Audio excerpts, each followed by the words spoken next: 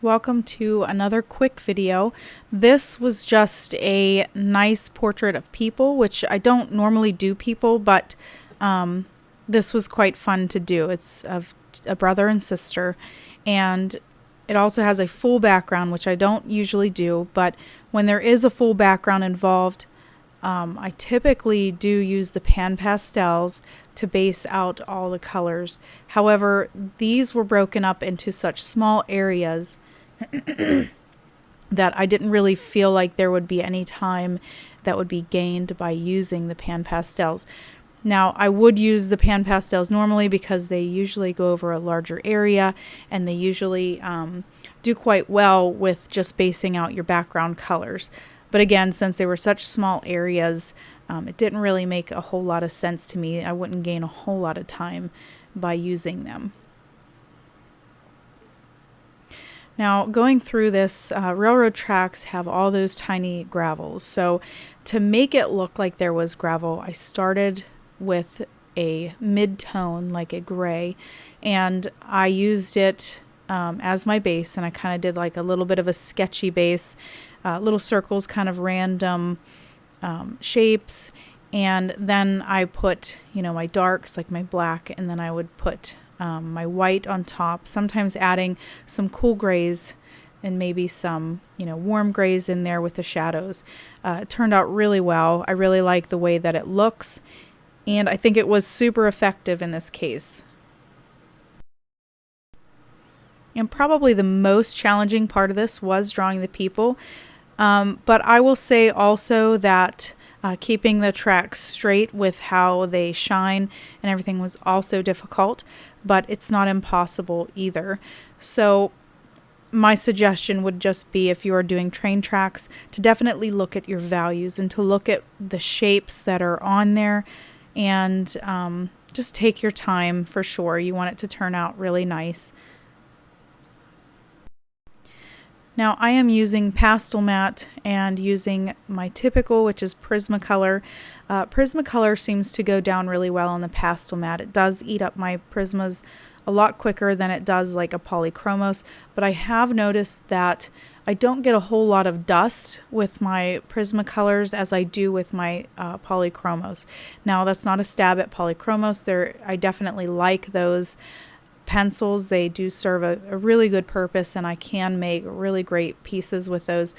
This was just something that I did notice this week, that I did get a lot more dust with the Polychromos than I do with the Prismacolor. It was easy though to get it off of the paper, the dust. So now starting with his feet and working my way up. Now, skin tones can be difficult too. If you've never worked on skin tones independently, or if you've just watched other people make it, sometimes they can be difficult. These are two Caucasian children, so they have a lot of peaches and browns and some sienna, some ochres, and there's a lot of different colors in there that I wouldn't expect, but they blend really nicely on this paper, and it is, it can be challenging. We have some creams in there as well. And when you're working with skin, obviously it is, with certain people, it's very smooth. Sometimes you have other people who may have some texture to their skin, but these children had smooth skin. I mean, they're young teenagers, and so I would suggest that when you are drawing skin, is to very lightly, blend your colors together rather than using a heavier hand like I am with the shirt with the red. Shirts have a different texture to it as well rather than skin, so you want to make sure that you portray that properly. Now, continuing to work with his shirt, there's a lot of folds there, so you just have to look at your values to make it look right. And then also working on his face. Faces can be difficult as well because it is such a, deciding factor of who you're actually drawing that you got to get it right. So I think in this case, I've done a pretty good job with it, but of course, one little bit, one little mistake or one little shadow can be off and it makes the person just look totally different.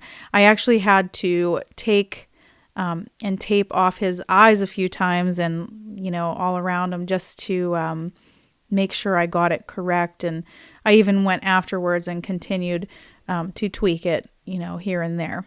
So now I'm starting on her legs. She's got a little bit more of a shadow underneath her legs, probably because she's standing beside him, and we're just working now to get these shadows and get her knees shaded and blending it. Now this would also be a good point to get like a colorless blender, something of the sort, just to make sure you blend these colors so that it looks smooth and not sketchy or anything. I always like making jeans too. Jeans are really fun to do, in my opinion. They just got some drastic colors in there, and it's really fun to just really add all those nice blues together. Now her shirt is a type of camouflage for girls, and there's a little bit of an artistic freedom within this. Some of them I made sure I got them in the right spots, but a lot of it I just sort of made up and added it on there, and then added my shadows to make it look like her shirt was folded and everything. But in this case, there were some hard lines in that, but it wasn't like crazy. It wasn't like black or anything. So, and I did go through ahead of time and add the hard lines of the black, which can be beneficial. So depending on what you're going for, this is what I would do.